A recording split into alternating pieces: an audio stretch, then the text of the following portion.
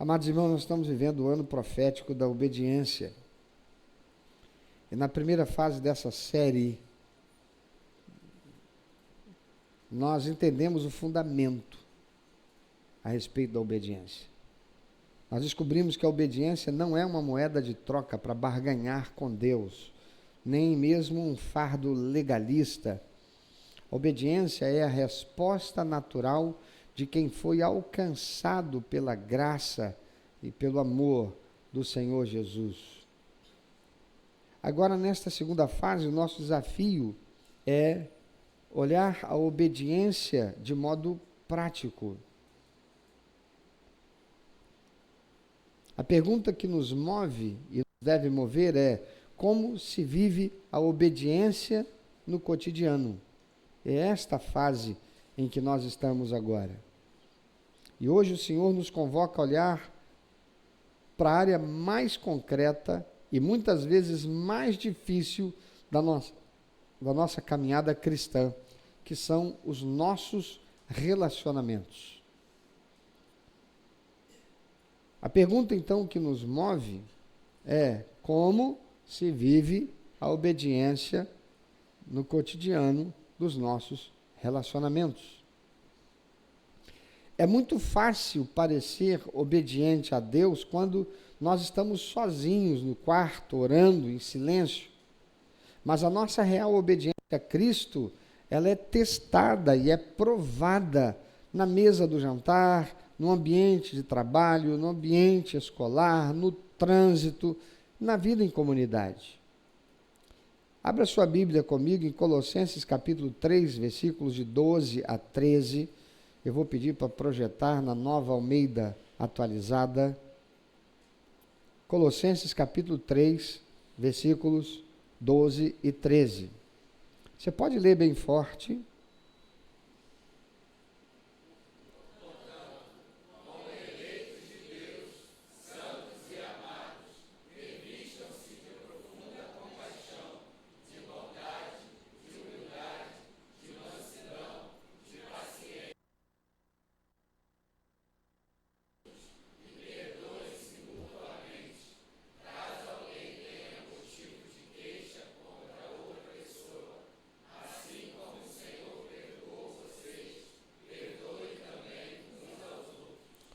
Revistam-se, pois, como eleitos de Deus, santos e amados, de profundos sentimentos de compaixão, de bondade, de humildade, de mansidão e de paciência. Suportem-se uns aos outros e perdoem-se mutuamente, caso alguém tenha motivo de queixa contra outro. Assim como o Senhor perdoou vocês, perdoem também vocês. Amados, essa palavra do apóstolo Paulo, da parte de Deus, ela nos confronta, isso é um soco no estômago da gente. Porque muitas vezes nós ficamos zangados, aborrecidos, magoados e nos mantemos assim porque nos justificamos pelo fato de termos sido feridos por alguém. É justificado eu estar triste, ferido, machucado. Mas é injustificado ao cristão, aquele que verdadeiramente entregou sua vida e recebeu Jesus como único, eterno, suficiente Salvador. É absolutamente injustificado não liberar perdão para quem o tenha ferido. E isso não é só quando a pessoa vier reconhecer, confessar e pedir o perdão. É desde agora, quando ferido e machucado. Eu decido que não deixarei que a ferida, o sentimento de dor e tristeza se transforme em ódio, em rancor, em algo que impeça que eu possa voltar a ter comunhão com aquela pessoa. algo que impeça em que, se aquela pessoa verdadeiramente se arrepender, confessar e vier fazer um concerto comigo, eu possa voltar a conviver com ela em amor.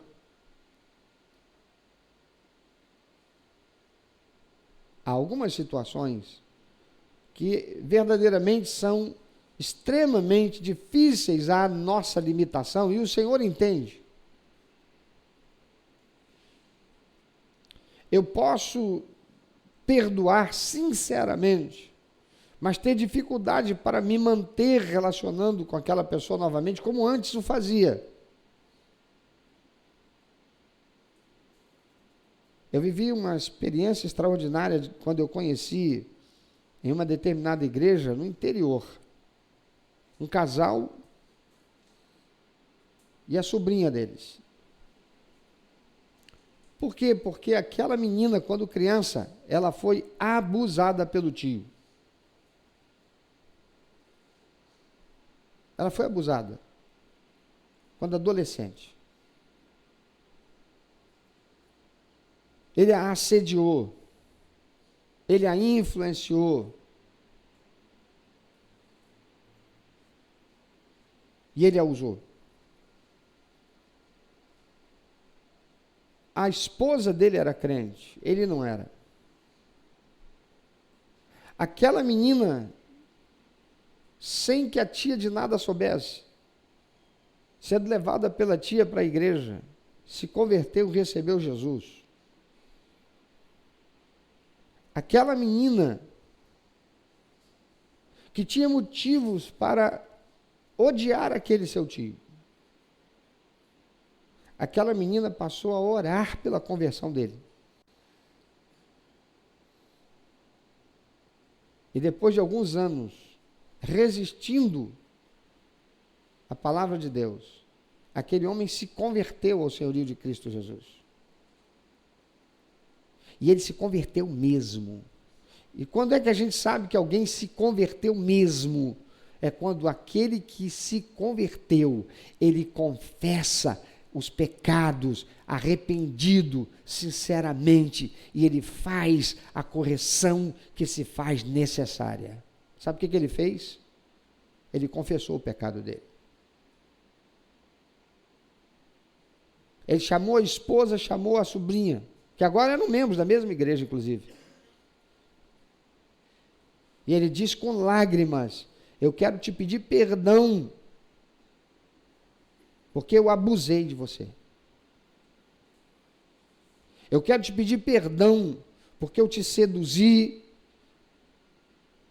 Você era uma adolescente, e eu abusei de você. Eu me prevaleci.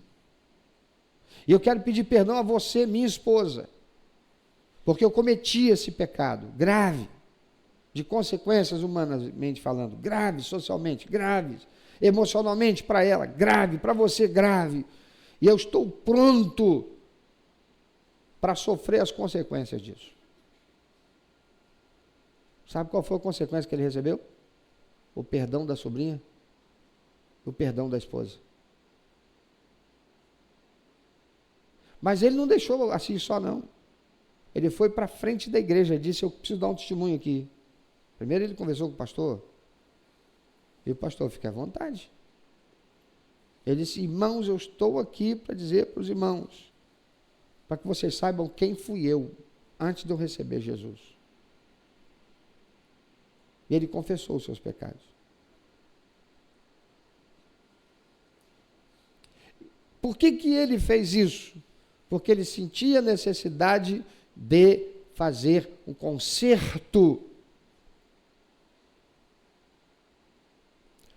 E o que me impressionou, irmãos, é que naquela comunidade, naquela igreja, ninguém passou a olhar para aquele homem de modo torto.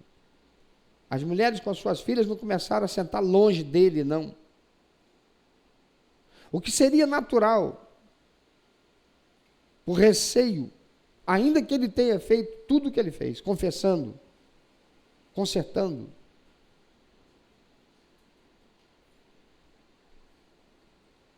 Mas como é que nós, enquanto sociedade, como é que nós, enquanto população, nós estamos, mesmo sendo cristãos, prontos e dispostos a fazer? Porque, irmãos, aquele que comete um pecado como esse, deve ir para a cadeia. Amém, irmãos? Arrependido, confessando, mas pagando com o seu crime. Ele não chegou a ir para a cadeia. Ele não chegou a ser denunciado para ser preso. Por que não? Porque não só aquela menina, como a esposa dele e a sua comunidade, a igreja, o perdoou. Foi um erro que aquele homem cometeu. Ele não era um abusador, quanto mais. Foi um abuso. E abuso é abuso.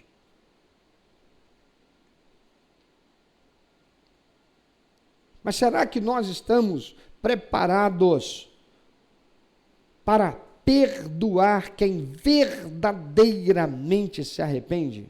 Pastor, mas como é que a gente vai saber se a pessoa verdadeiramente se arrependeu? A palavra de Deus claramente responde. Jesus diz, pelos frutos, aquele que verdadeiramente se arrependeu, confessa. E faz o conserto que é possível e necessário ser feito.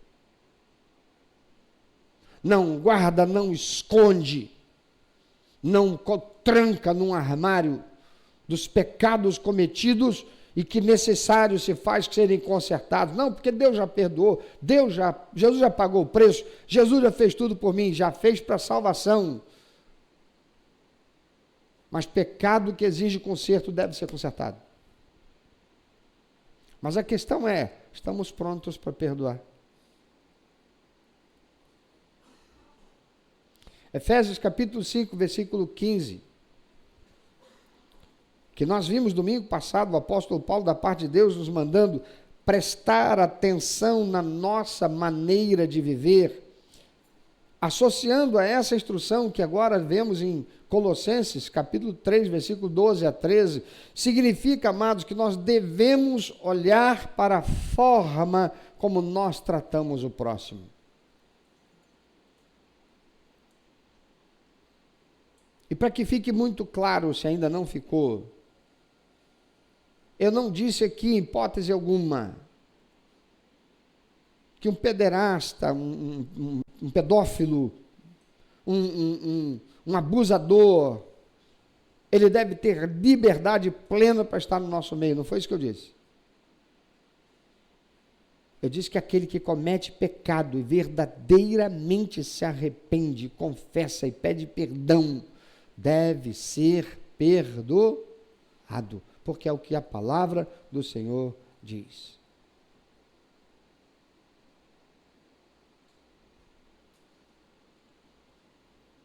Ninguém é um cristão maduro, amado, se for um cônjuge amargo, se for um filho rebelde, se for um amigo desleal, se for um irmão de fé implacável. No corpo de Cristo, a igreja, nós não somos voluntários que prestam um serviço quando querem. A Bíblia nos chama de quê? De servos. A Bíblia nos chama de quê? Pode ser melhor isso? A Bíblia nos chama de quê?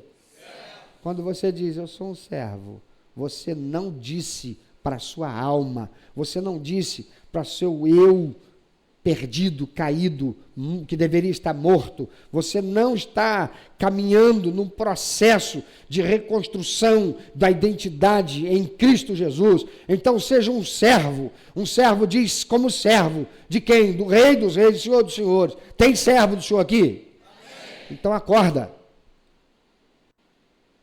Servo. É por isso que tua vida não muda. Eu sou de Jesus, aleluia. Por isso que tua vida não muda. Porque quando vem o problema, quando vem a adversidade, você não se lembra da palavra de Deus, que deve estar inculcada na tua alma. Por quê? Servo, sou de Jesus. Glória a Deus. Isso, amado, é neurocientífico.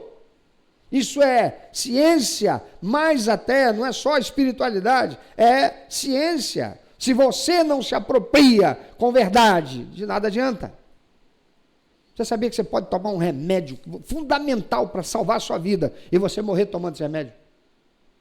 Você sabia disso? Quantas vezes eu fui chamado a um hospital e lá está o paciente, lá no leito de UTI, e eu ouço do médico: pastor, tudo o que tinha que fazer já foi feito. Medicação está toda aí, está sendo aplicada, tudo, mas o corpo não reage. Sabe por que não reage, pastor? Desistiu de viver. O médico fala: desistiu de viver, pastor. E por que o médico diz? Porque todo mundo que entra naquele quarto só ouve daquela pessoa: ó vida, ó dor, ó azar, a vida acabou para mim. Tem gente que não está nem tomando remédio e está vivendo assim. Tem alguém ouvindo Deus falar aqui? Não sou eu, não sou Deus. Deus está falando a sua palavra para alguém aqui? Se você não se apropria da verdade, se não é verdade para você, esquece. Você é um religioso. Você é um frequentador. Tudo é narrativa. O corpo de Cristo, a igreja, nós não somos voluntários que prestam um serviço quando querem. A Bíblia nos chama de quê? Servo. Eu sou um servo. Sabe por que tem tanta gente dentro da igreja mimimi? Vamos embora da igreja. Eu não sei o que. Por quê? Não, porque eu fui falar com o pastor passou. O pastor às vezes está com a cabeça no negócio, está indo para lá, a pessoa, pastor, ele nem viu que a cabeça está aqui. Ou você, quando anda na rua, tu olha todo mundo que vem com você. Nunca passou alguém por você que você conhece, passou do teu lado, mas você está com a cabeça voada em tanta coisa que você nem viu aquela pessoa. Aí vem lá o crente mimimi, eu, hein?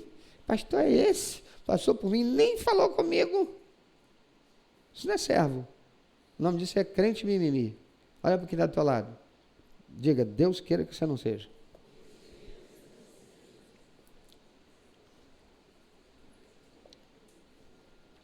E o servo, ele obedece ao seu senhor na forma como serve e se relaciona com os outros.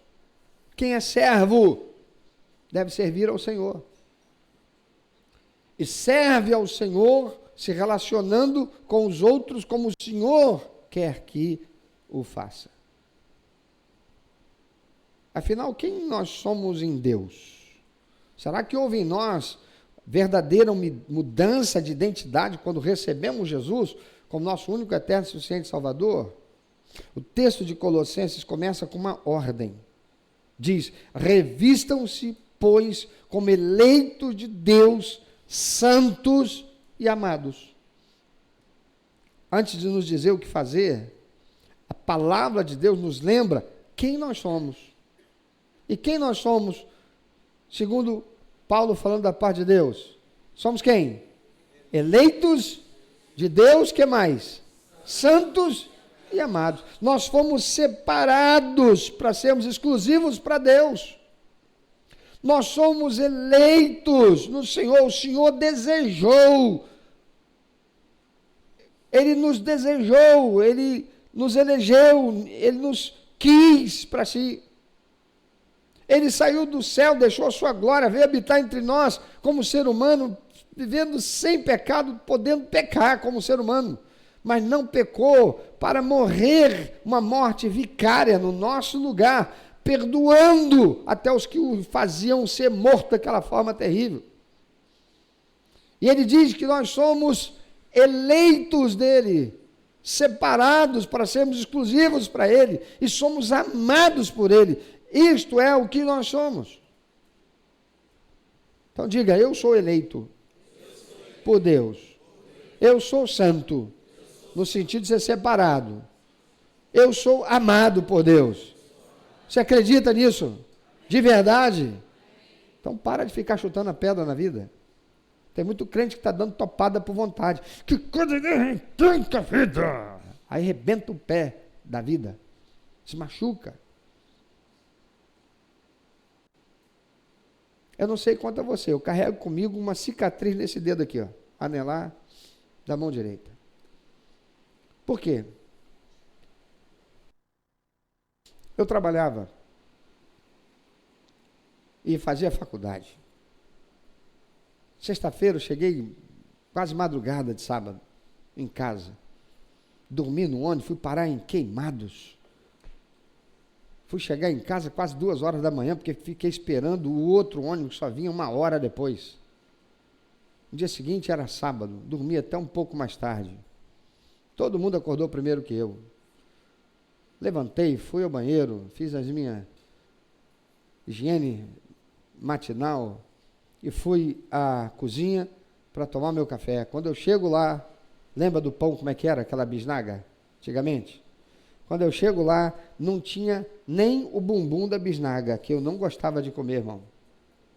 Acho que ninguém gostava de bumbum de bisnaga, né? Ah? Irmão, aquilo é pão. Mesmo jeito. Você gostava? É, achei um que gostava. Irmão, não tinha nem o bumbum da bisnaga. Não tinha. Só tinha farelo de pão. Aliás, não, perdão, só tinha o bumbum da bisnaga. É isso mesmo, que ninguém gostava. Aí eu olhei para aquilo e já fiquei irado. Falei, cara, eu trabalho, eu contribuo com a despesa daqui de casa. Uma bisnaga desse tamanho, não deixaram nem uma fatiazinha para mim. Eu não tinha nem pão dormido não tinha. Só tinha o bumbum, aquele pedacinho, aquele toquinho da bisnaga, que é desse tamanho, só tinha aquele toquinho. E farelo, naquele papel de pão. Falei, bom, vou na pote de margarina. Pego lá, passo. Mas quando eu vou passar, só tem aquela rapinha. Eu falei, eu acordei? É hoje? Eu estou acordado mesmo? Só tem a rapinha. Peguei aquele negócio, fui na coisa, lambriquei, porque era o que tinha, vamos pegar o que tiver. Já estou mais irado. Vou pegar o copo, pego o copo, levo na garrafa e vou aperto para a garrafa faz assim. Só sai aquela espuminha do café. E fica um dedinho de café. Falei, vou beber com leite. Abra a geladeira. Não tinha leite. Quando eu volto que vou pegar o copo, derrubo o copo. Derrama o restinho do que era o que tinha. Com toda a ira e me sentindo justo pela ira que eu tive, eu fechei a mão, dei um soco na mesa. Só que o meu soco foi em cima do copo. O copo partiu, fez um dente assim, entrou por aqui, rasgou e o sangue espirrou por toda a cozinha. Não satisfeito, com raiva. Mamãe era costureira. Cacei um pedaço de pano, enrolei no dedo, desci, passei olhando por ela que estava lá embaixo com o papai que estava consertando o caminhão dele e conversando com o vizinho. Passei olhando com raiva, como quem diz, tudo isso é culpa de vocês. E fui direto para o Sandu. Alguém se lembra do Sandu? Sandu era o UPA de hoje, né? E mamãe me viu indo embora, e ela me chamando e falando, não quis nem dar atenção, e eu fui embora, a mamãe voltou em casa, trocou de roupa rapidinho, e saiu atrás de mim. Quando ela conseguiu chegar lá, eu já estava tomando anestesia. A sangue frio, dentro da carne. E ela olhando para mim e olhando para ela ainda com raiva. Como diz, a culpa é sua. Nós somos assim. Se não estamos em Cristo, se a nossa natureza ainda é morta, se o eu é o que está ali sentado no trono da nossa vida. Mas a palavra de Deus diz que nós somos quem? Quem nós somos? O que mais? Eu sou amado. Eu fui separado para ser exclusivo para Ele. Eu fui eleito, eu fui escolhido. Ele me escolheu, Ele escolheu você, Ele escolheu aquele cara que está na cadeia agora, pagando pelo pecado dele, o crime que ele cometeu. Porque a palavra de Deus diz que Deus amou só a mim, só a você. Amou aquele que está lá na cadeia também? Então a palavra diz que Deus amou quem? O mundo, de tal maneira que deu seu próprio Filho. Ele nos elegeu, Ele nos escolheu, Ele nos desejou, Ele pagou o preço para que nós sejamos santos, porque Ele nos ama, aleluia. E Ele quer que nós sejamos parecidos com Ele. A ordem é: revistam-se, pois, como eleitos de Deus, santos e amados. Ou seja, revistam-se, tomem posse da identidade verdadeira de vocês. Vocês não são mais qualquer pessoa. Você foi remido, você foi lavado, você foi comprado, você foi perdoado, você foi tornado nova criatura. Isso custou o sacrifício de Jesus na cruz. Antes de nos dizer o que fazer, a palavra nos lembra quem nós somos. Isso tem a ver com a nossa dimensão ontológica, ou seja, tem a ver com a própria estrutura do nosso ser, com a nossa essência e com a nova natureza que nós recebemos de Deus. Você só consegue se relacionar de forma obediente se entender que a sua identidade mudou. Você não é mais quem você era. Você é uma nova criatura em Cristo. Então diga: eu sou uma nova criatura em Cristo. Você pode agradecer a Deus por isso, porque foi o sacrifício dele, não foi você que escolheu. Ele que te elegeu.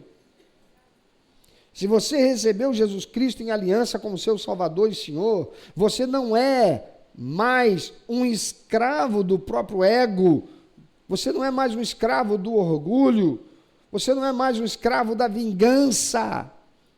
Você é eleito, santo e amado. Diga: eu não sou mais escravo do ego, do orgulho, da vingança, do pecado. Eu sou quem? Quem é você? Quem é você? Eleito, amado e santo para Deus. Quando você sabe que é profundamente amado por Deus, você deixa de buscar nos outros a aprovação que só Deus pode dar. Para de ficar querendo ser parte daquele grupo para se sentir importante lá na escola, lá na faculdade, lá no ambiente do trabalho, onde quer que seja. Você é extremamente importante, você custou o sacrifício de Jesus Cristo na cruz. Pare de fazer concessões para que você seja aceito, recebido naquele meio. Isso desmerece quem você é. Tem muita gente que ouve certos vídeos que eu tenho postado na internet, diz assim: você é mais um que logo logo a gente vai ver, vai vir candidato a alguma coisa. Deve vir candidato a vereador, deputado, prefeito, vai ser mais um pastor candidato a alguma coisa. Eu não vou ser candidato a coisa nenhuma, eu não preciso, porque eu fui eleito. Ele me escolheu, Ele me vocacionou, e Ele me chamou para ser ministro do Rei dos Reis, do Senhor dos Senhores. Eu não vou me rebaixar a uma outra atividade, a uma outra posição inferior a essa. Presidente da República, da nação mais poderosa do mundo, é menos do que eu. Ele não tem poder para expulsar um demônio.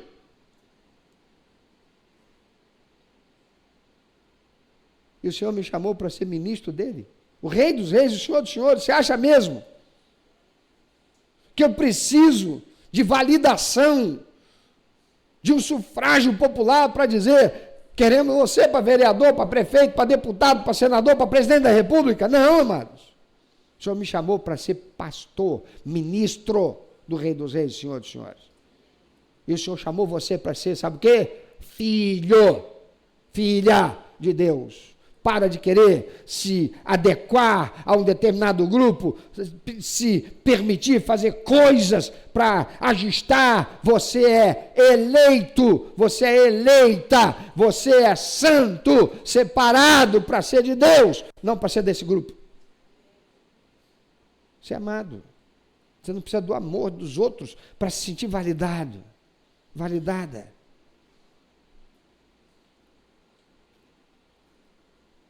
Então você para de sugar as pessoas e passa a transbordar a vida de Deus nelas. A obediência dos relacionamentos, amado, começa quando nos vestimos dessa nova realidade espiritual. Paulo usa a metáfora de um guarda-roupa. Quais são as roupas da obediência prática? São 5. Ele apresenta-as como uma metáfora no guarda-roupa. Ele diz que o servo obediente precisa se vestir de 5 virtudes essenciais no dia a dia. Quais são as 5 virtudes? Ele diz lá, qual é a primeira? Profunda compaixão. Qual é a primeira virtude? Compaixão. Qual é a segunda? Bondade. Qual é a terceira? Qual é a quarta? Qual é a quinta? Paulo diz, compaixão e bondade. Sentir a dor do outro e se mover para aliviá-la. Isso é o que significa. Nós temos que nos vestir da compaixão e da bondade. Nós temos que sentir a dor do outro e nos mover para aliviá-la. É absurdo que nós estejamos vivendo num país em que pessoas estejam passando a noite em claro, sem dinheiro de passagem, às vezes, só de ida ou de volta, sem poder tomar um cafezinho, para chegar na hora de receber uma senha para um atendimento médico, num posto de saúde, não tem médico. Por quê? Por falta de verba do Estado.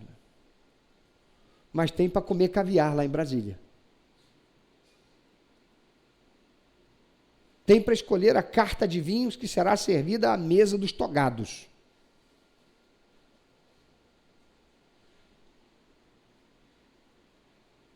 Tem para pagar os penduricalos da vida nababesca, daqueles que usam do poder que lhes foi conferido pela sociedade para favorecerem apenas a si mesmos. E nós, como igreja do Senhor, não sentimos nada por isso. Não nos indignamos. Isso não nos move em compaixão. Isso não nos move em bondade para servir, porque é responsabilidade do governo.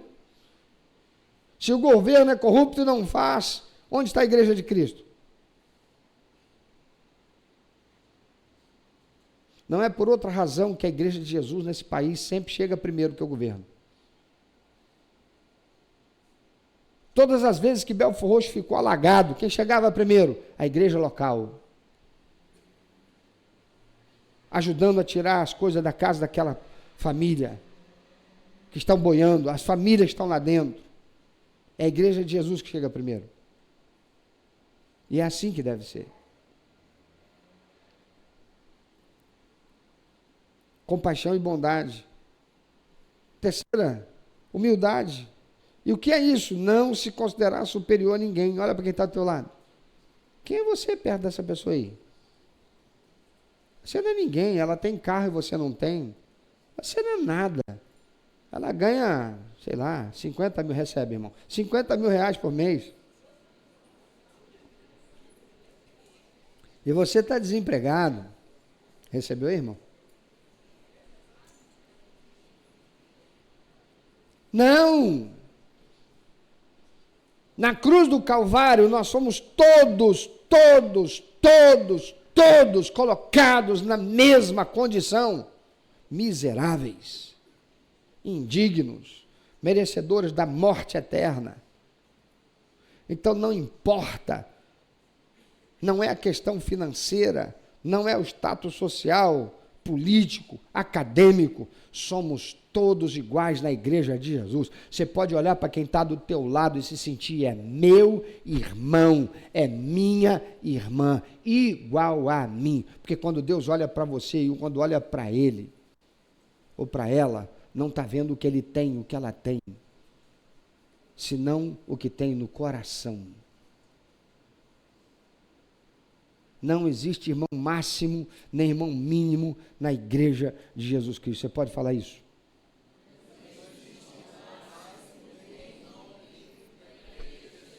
Mas eu quero te perguntar, o que faz de você melhor do que aquele que está lá fora que é pecador? Sem a salvação. Porque pecador eu e você também somos. Mas o que faz você melhor do que aquele que está lá fora? Nada. Porque também por ele Jesus morreu, amém? Amém? Então vamos passar a olhar as pessoas que estão perdidas com o amor com que nós fomos vistos por aquele que a si mesmo se entregou por nós. Porque nenhum de nós estaria aqui se não tivesse o Senhor usado alguém para fazer a graça salvadora de Cristo chegar ao nosso conhecimento. Sim ou não? Louvado seja o Senhor por isso. Humildade, não se considerar superior a ninguém, é entender que a cruz nivelou todos nós por baixo. Todos precisávamos do mesmo sangue. A palavra do Senhor diz, todos pecaram e separados estavam da glória de Deus. Qual é a quarta? Mansidão. O que é mansidão? Só falar baixinho, é aquela pessoa que pode tripudiar dele, fala, tá aqui, não. Um cavalo, que o camarada anda em cima dele, é um cavalo manso? É ou não é? É, mas ele ainda pode dar coice? Ele ainda pode morder? E a mordida dele quebra o braço da gente?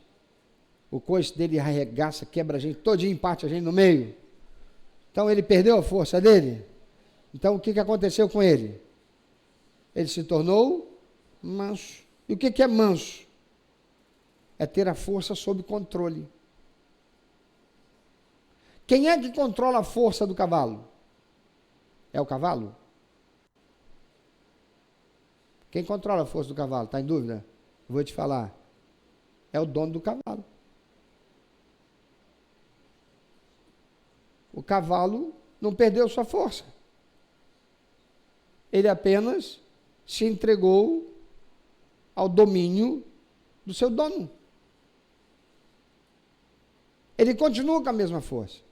Ele continua podendo escoiciar. Ele continua podendo empinar e jogar o dono dele para fora. Derrubá-lo. Mas ele entregou o domínio da sua força ao seu dono. O dono leva ele para onde ele quer. Para a direita. Ele vai. Para a esquerda. Ele para. Ele corre. Bota uma sela nele, põe um arreio, prende numa carroça, ele leva a carroça. Ele submeteu toda a força dele ao seu dono. Mansidão, amados, não é a fraqueza, é o poder de não reagir na mesma moeda agressiva, é entregar a nossa força. A agressividade é nos entregar nas mãos do Senhor, que é o nosso dono, aquele que nos comprou com seu sangue vertido na cruz do Calvário. Eu tenho um dono, eu tenho um Senhor, eu sou um servo, eu não sou mais meu, eu sou de Cristo. Tem mais alguém aqui assim? Então eu e você precisamos estar nas mãos dele, sermos mansos. Mas tem mulher que deixou de ser mansa como serva do Senhor para ser feminista. Então ela grita, ela fala alto, ela bate na mesa, ela é macho. Disputa a autoridade, disputa a liderança. O homem é um verdadeiro cavalo grosso, arrogante. Só fala alto, só é bruto. O filho aprendeu a ser um cavalo também. Rebelde, chucro. Está tudo errado. Aquele que recebeu Jesus foi tornado filho de Deus. As coisas velhas, as coisas velhas, as coisas velhas Então diga para si mesmo, as minhas coisas velhas deixaram de ser minhas. Eu deixei na cruz. Se você não deixou ainda, deixa hoje. Por fim, paciência. A capacidade de suportar as fragilidades e o tempo de amadurecimento do outro, sabendo que Deus também é paciente conosco. Você tem paciência com os outros? Ter paciência é um negócio desafiador, não é? Hein? Fala aí.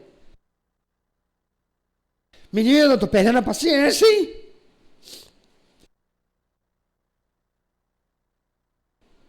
Flávia de vez em quando fala assim, olha, eu não quero perder meu réu primário, hein?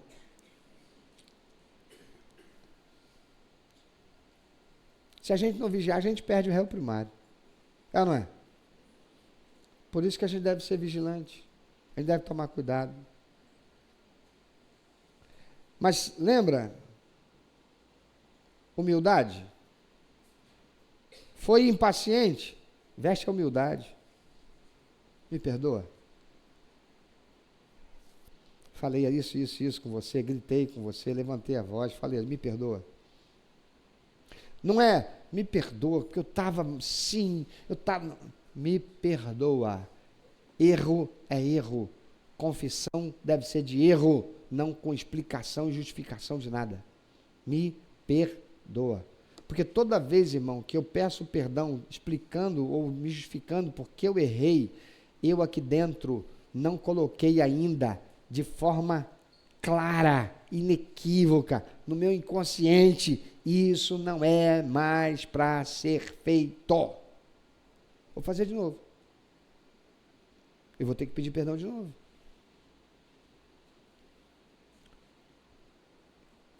Não adianta dizer, pastor, mas o meu temperamento é forte. Eu não nasci paciente. Amados, essas virtudes não são traços de personalidade. Na lógica do reino, essas virtudes são mandamentos. Não tem esse negócio. Não, porque esse é meu jeito, sabe? Então vai se converter, você ainda não se converteu.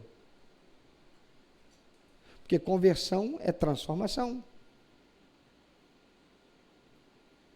Quando eu levei o carro para fazer a conversão para GNV, ele estava abastecido com álcool. Aí foi feita a conversão, eu rodei com ele um pouco, ele ainda tinha GNV e um pouco de álcool. Aí, de tanto da partida, a partida é sempre no combustível líquido primeiro, foi acabando o álcool. Quando foi acabando o álcool, o carro era bicombustível, quando saiu da fábrica, gasolina e álcool. Eu passei no posto, falei, opa, vou colocar gasolina. Botar um pouco de gasolina, porque só álcool resseca as borrachas. Eu coloquei gasolina. O carro virou uma potoca. O bicho começou num... Falei, tem problema, o que houve? O problema é no gás. O problema é do gás, porque o carro... Tem nem um ano de uso ainda? Não. Levo na empresa que fez a conversão do gás, vistoria tudo, olha para lá e olha para cá, tudo certinho. Aí o rapaz vira e pergunta assim, quando o senhor veio fazer a conversão, qual era o combustível que estava no tanque? Eu falei, álcool. Pois é, esse aqui é o problema. Falei, por quê? Porque agora o que está lá no tanque é gasolina. Olha o cheiro. O senhor botou gasolina, não colocou? Falei, coloquei, o carro é bicombustível. Pois é. Acontece que quando o senhor fez conversão, o sistema calibrou para o combustível que ele estava e o gás. Agora o senhor quer colocar gasolina, ele não aceita mais. O senhor nunca mais vai poder andar com esse carro a gasolina enquanto o senhor estiver usando GNV.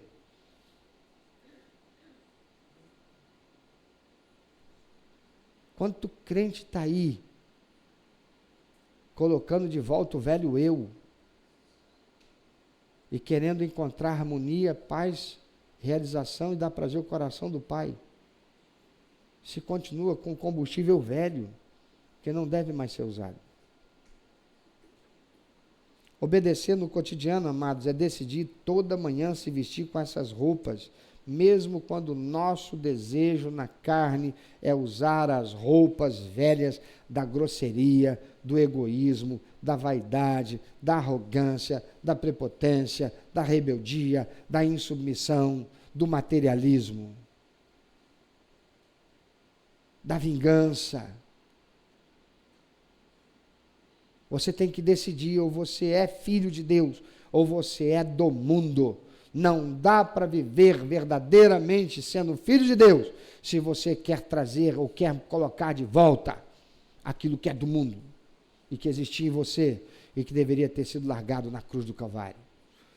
Casamentos estão sendo destruídos por causa disso, porque alguém insiste em preservar, em trazer de volta, em aceitar, em não jogar fora, em não abdicar daquilo que era do velho, da velha pessoa, da velha criatura. Está destruindo o futuro de alguém, além do seu próprio.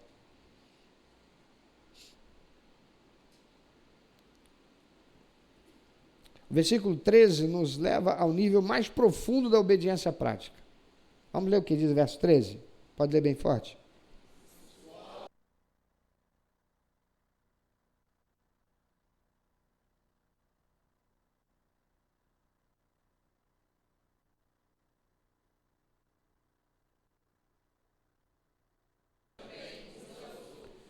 A falta de perdão está levando um monte de gente que diz, eu sou de Jesus, aleluia, para o inferno, porque nunca verdadeiramente se converteu.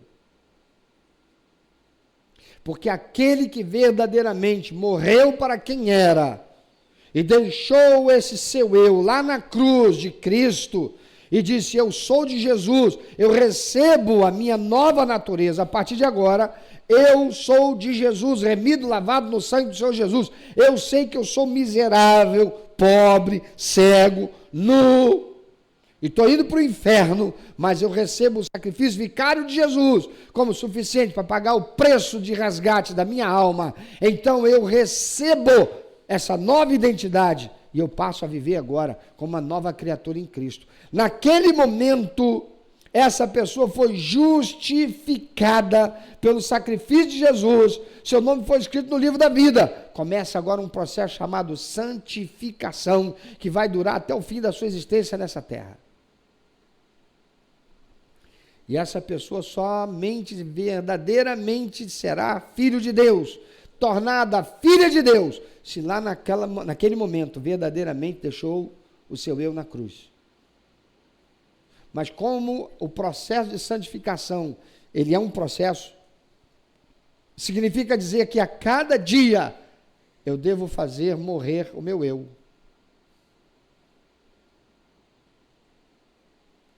Por isso não existe crente Gabriela. Não existe filho de Deus Gabriela. No céu não entrará Gabriela. Eu nasci assim. Eu cresci assim. Eu sou meu. Esse é meu jeito. Não, não é seu jeito. Esse é o jeito do velho homem. A menos que você verdadeiramente não tenha se convertido. Se você insiste em ser a pessoa que está com a razão, porque lá, e você sempre joga lá, e você sempre traz lá, o vômito que foi jogado lá naquele dia, permanece em você, trazendo sempre para o relacionamento. Que nova criatura é você? Você está enganando a si mesmo, está morrendo, vai para o inferno, porque você ainda não se converteu de verdade. Morra hoje, para o pecado, para a carne, para o mundo, para o diabo. Nasça hoje, para ser uma nova criatura em Cristo Jesus. Faça mortificar a carne.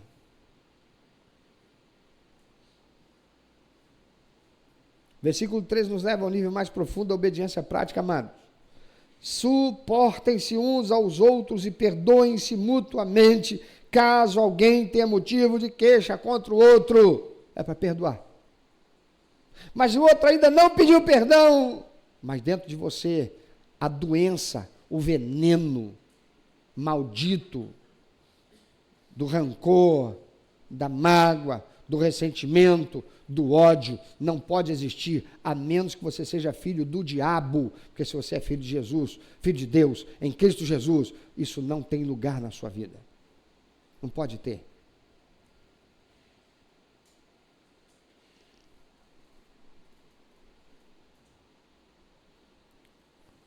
O apóstolo Paulo é realista, ele não diz se alguém tiver motivo de queixa, ele diz caso alguém tenha. Que eu não sei quanto a você, não falta motivo para mim para ter queixa em relação a alguém. Eu tenho certeza que eu não sou o único. Caso alguém tenha. Não é, se alguém tiver, vai que... Caso alguém tenha. No convívio humano, amados, nós vamos nos ferir. Pessoas falharão com você. E você vai falhar com as pessoas. E é exatamente aqui que a obediência se diferencia da performance religiosa. Crente que guarda rancor e guarda mágoa é crente no capeta. Não é crente em Jesus. Não tem cabimento, não tem condição. Não dá para dizer, eu me converti, eu continuo querendo andar com gasolina. Não tem condição. Pastor, mas é tão difícil, porque a mágoa, eu sou revisitado, então você precisa ser tratado. Para isso, a palavra de Deus diz, darei pastores que vos apacentem com inteligência e consciência, com conhecimento. Você tem pastor? O que você está fazendo andando sozinho? Por que você não procura ajuda?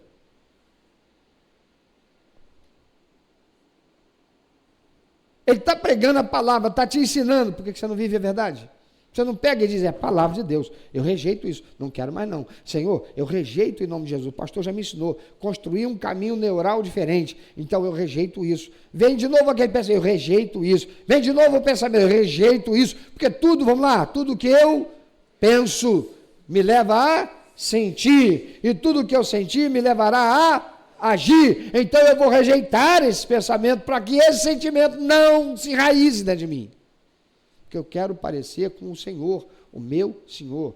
Eu sou filho de Deus, eu sou eleito, eu sou santo, eu sou amado, e eu não posso ser diferente disso.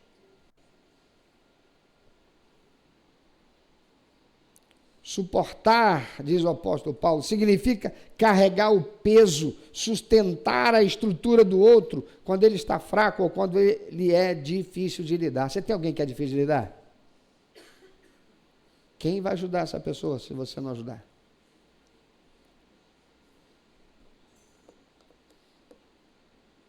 Irmão, todos os adolescentes agora estão de ouvido fechado.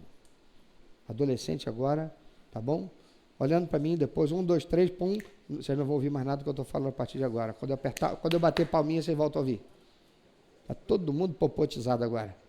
Irmão, tem quem seja difícil de suportar, igual adolescente?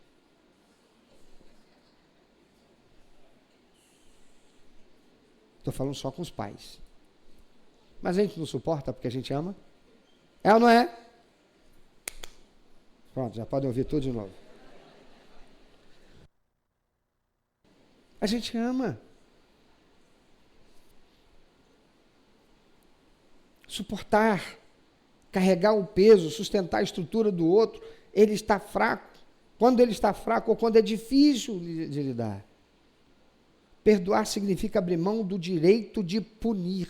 Você pode repetir isso depois de mim? Perdoar é abrir mão do direito de punir. Você tem o direito de punir. Mas você decide perdoar.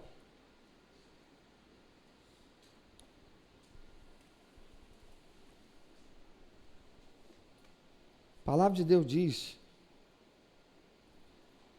que 24 horas Satanás está diante do trono de Deus, acusando os que são salvos, os crentes. Você sabe o que ele quer? Que a gente seja punido.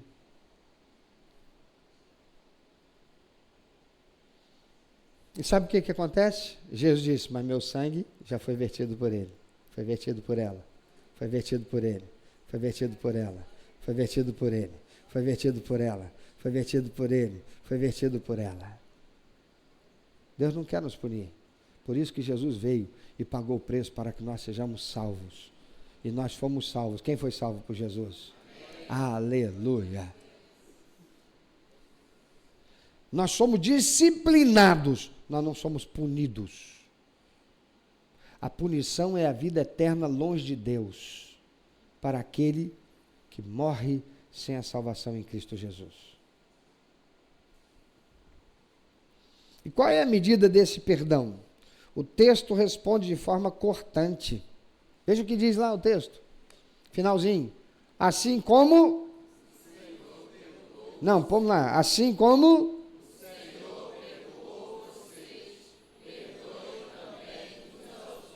A nossa obediência ao perdoar o irmão não se baseia no fato dele merecer ou não o perdão. A palavra de Deus diz que Cristo nos amou ainda quando nós éramos o quê? Pecadores, inimigos de Deus. Você me machucou, me feriu? Espera aí um pouquinho. Está doendo. Espera aí. Fica quietinho, só um pouquinho. Está doendo, mas eu decido perdoar. Eu escolho perdoar. Eu não mereci, o Senhor me perdoou. Eu não vou guardar mágoa. Satanás, cala a boca. Eu rejeito o ódio. Eu rejeito o rancor. Cala a boca, espírito de contenda. Eu rejeito desejar a punição para essa pessoa. Cala a boca, diabo. Eu não quero que ela quebre a perna. Cala a boca, Satanás, eu não quero um câncer para ela, não. Cala a boca, em nome de Jesus, eu decido perdoar. É assim. Porque se não for assim, a gente não vai. O mal vai nos adoecer. Não se baseia no fato daquela pessoa merecer ou não. Baseia-se no fato de que nós fomos perdoados por Cristo de uma dívida impagável. Você acha que você merece ir para o céu? Ninguém merece. Você sabe disso. Você sabe que foi o sacrifício de Jesus que pagou a dívida impagável que eu e você tínhamos. E assim como ele, devemos ser nós também. Reter o perdão a alguém, amados, é uma desobediência direta ao senhorio de Jesus Cristo na nossa vida.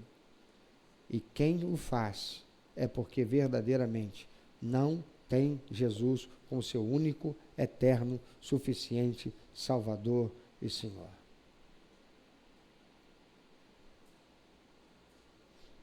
Quero te contar uma parábola que você talvez já tenha conhecido, talvez você já tenha ouvido alguém contar uma história parecida. Para entender como funciona a dinâmica dos relacionamentos na igreja, na família, podemos lembrar de uma antiga história sobre um grupo de porcos-espinhos que vivia numa região montanhosa. Certo inverno começou a fazer um frio terrível, congelante.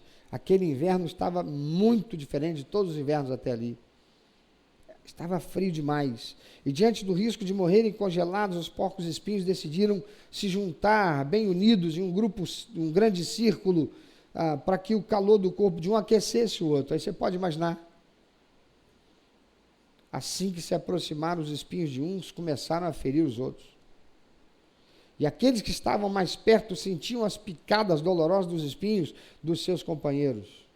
Doeu tanto que eles então decidiram se afastar novamente. Mas ao se afastarem, o frio cortante voltou a castigá-los e o risco de morte por congelamento era real. Eles então se viram diante de um dilema. Ou aceitavam os espinhos dos companheiros, ou morreriam congelados e na solidão.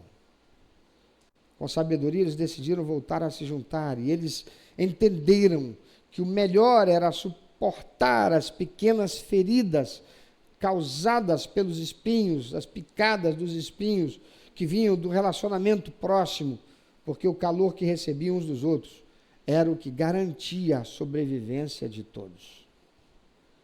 Nós somos como esses porcos espinhos, irmãos. Todos nós temos espinhos.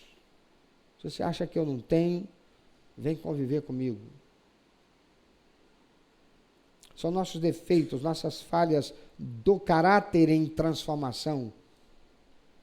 São as nossas manias. Se nos afastarmos por medo de sermos feridos, nós congelamos espiritualmente na solidão, no egoísmo. A gente vai morrer seco. A obediência nos relacionamentos nos chama para perto.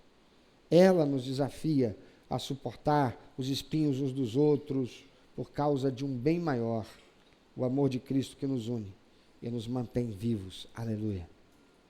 A igreja de Jesus Cristo não sobreviveria se não for assim.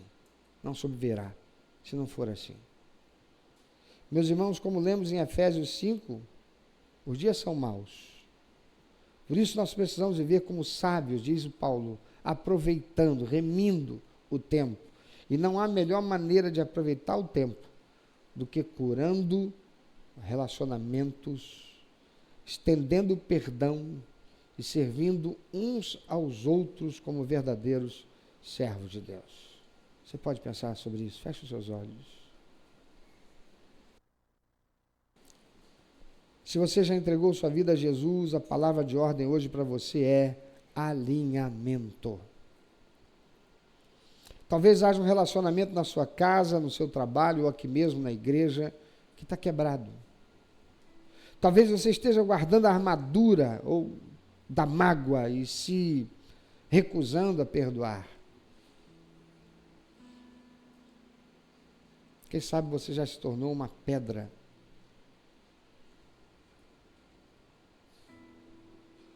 Talvez você esteja guardando a armadura da mágoa.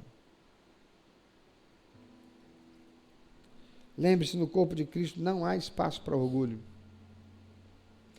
Peça perdão.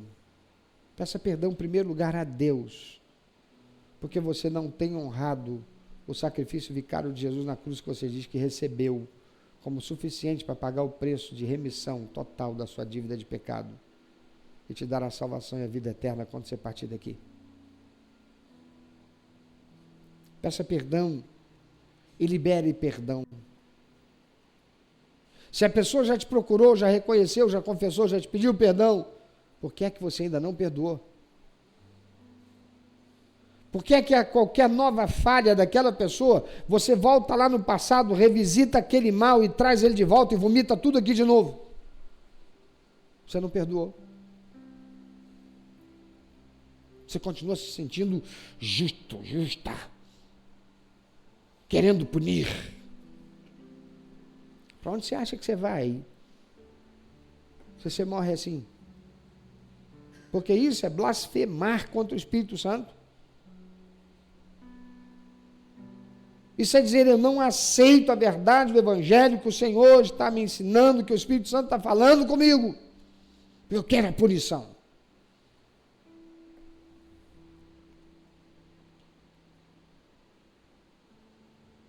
Peça perdão, libere perdão, suporte seu irmão, suporte seu cônjuge, suporte seu pai, suporte sua mãe, suporte seu filho, suporte seu colega de trabalho, suporte.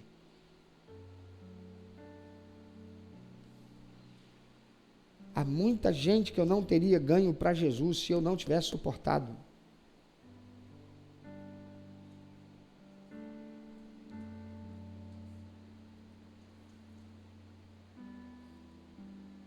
E toda vez que eu sou lembrado por aquilo que fizeram, daquilo que fizeram contra mim, que me machucou, que me feriu, que me causou prejuízos, eu lembro de quem eu fui para Deus. Eu lembro de tudo que eu provoquei, toda dor que causei à alma, o coração do meu Senhor.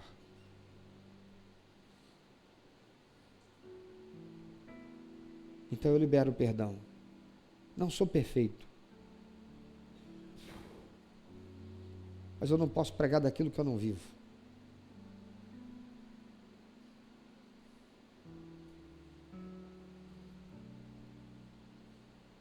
Vista-se hoje com as roupas da obediência prática. Decida hoje, eu não serei essa pessoa.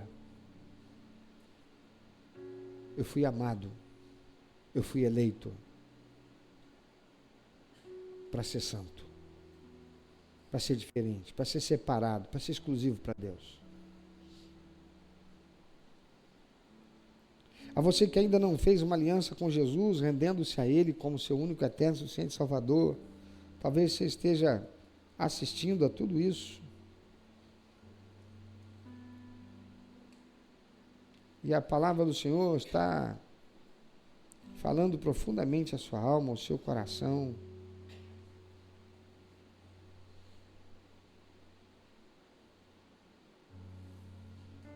Você olha para as suas relações humanas e você só enxerga traumas, rejeição, casamentos destruídos, amizades desfeitas. Talvez você sinta o frio congelante da solidão espiritual. Então deixe-me dizer uma verdade eterna a você. O ser humano falha, mas Deus nunca. Ele nunca falha. Aleluia. O motivo pelo qual as nossas relações humanas são tão difíceis é porque antes de estarmos quebrados com as pessoas, nós nascemos quebrados e separados de Deus por causa do pecado. Jesus Cristo veio ao mundo, viveu uma vida perfeita, de obediência e morreu na cruz para pagar a dívida dos seus e dos meus pecados. Ele ressuscitou e hoje Ele oferece a você o relacionamento mais importante de toda a sua existência, a paz com Deus. Ele quer perdoar seu passado, Ele quer curar a sua alma, Ele quer te dar uma nova identidade.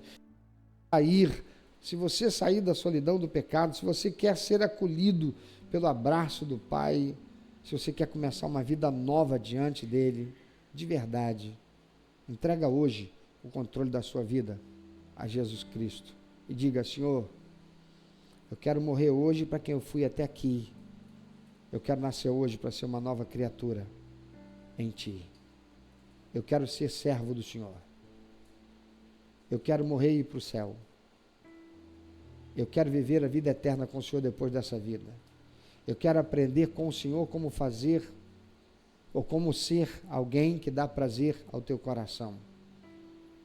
Eu quero ter uma aliança com o Senhor. Recebe Jesus hoje. Diga: Jesus, eu te recebo como meu único, eterno, suficiente Salvador. Faça uma aliança hoje de vida eterna com o Senhor. Quero aprender mais do Senhor.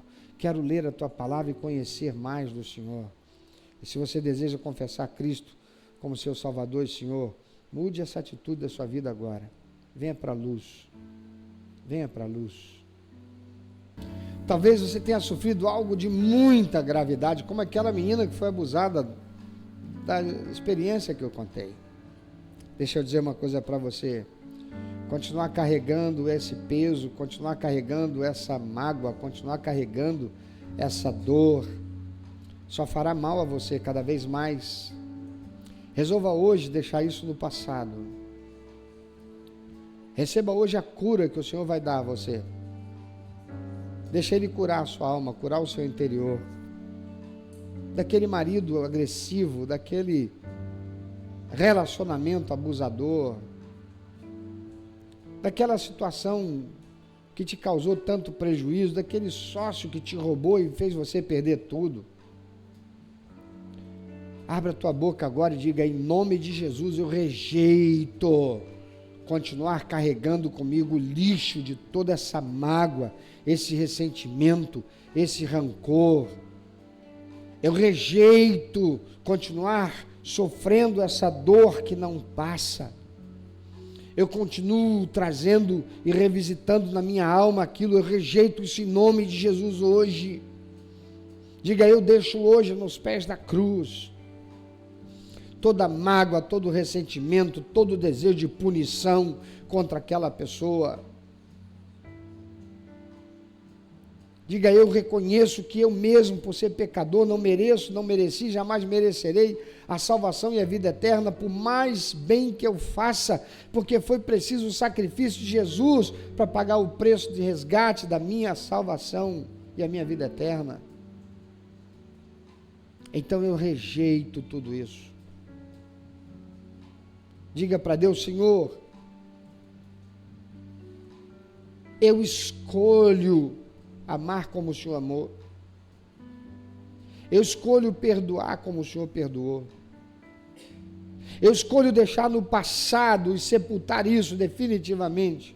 Como o Senhor diz na tua palavra, que o Senhor lançou sobre si, para trás de ti, as minhas ofensas, os meus pecados. A tua palavra diz que o Senhor cobriu com o teu sangue para não mais ver. Tua palavra diz que o Senhor lançou no mar do esquecimento para não mais se lembrar das minhas transgressões, dos meus pecados, que foram perdoados pelo sacrifício do Senhor na cruz do Calvário. Eu recebo o teu perdão para mim, e eu libero o perdão para essa pessoa. Diga o nome dessa pessoa, diga o que aconteceu, fale isso para Deus, fale, ponha para fora. Você não precisa gritar, você não precisa falar alto, mas fale para que o espírito da maldade, esse ser demoníaco, desgraçado, que ao longo de todo esse tempo tem operado opressão na sua vida, na sua alma, trazendo essas coisas do seu passado em relação a essa situação e a essa pessoa, para manter você aprisionado na mágoa, no rancor, no ódio, no desejo de vingança, de punição. Diga: eu rejeito, esse lixo não é meu. Diga: Senhor, eu quero aprender a amar, e eu vou me esforçar para fazê-lo. Eu começo rejeitando hoje. Eu começo entendendo que eu fui amado pelo Senhor, eu fui eleito pelo Senhor. O Senhor me torna santo pelo sangue de Jesus vertido na cruz do Calvário. Eu não serei escravo, não serei prisioneiro, não carregarei comigo esse ressentimento, essa mágoa. Senhor, eu não serei rebelde, eu não serei alguém mais que vai viver provocando a ira do outro. Eu quero ser parecido com o Senhor. Eu quero ser revestido de bondade, de humildade. Eu quero ser obediente.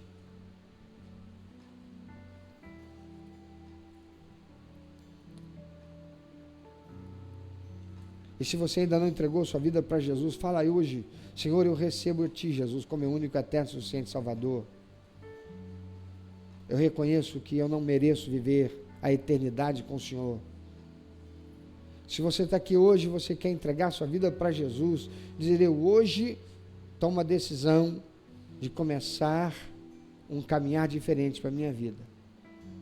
Eu hoje escrevo um antes e depois na minha existência. Eu hoje entrego a minha vida a Jesus. Onde você estiver, levante bem alto o seu braço. Faça o mundo espiritual ver e saber que você é essa pessoa que hoje decide não mais permanecer sendo quem você tem sido e passa a viver uma nova vida em Cristo Jesus. Aleluia. E se você participa conosco pela transmissão, você é essa pessoa, por uma razão ou por outra, que quer tomar essa decisão, escreva aí nos comentários: eu hoje recebo Jesus, eu hoje decido ser uma nova criatura, eu hoje decido parecer com Jesus, eu não aceito mágoa, ressentimento, rancor, ódio, desejo de vingança, punição na minha vida. Eu quero viver de modo a dar prazer ao coração do Pai. Eu serei obediente. Escreva aí: eu serei obediente. Diga a você que está aqui: eu serei obediente. Aleluia.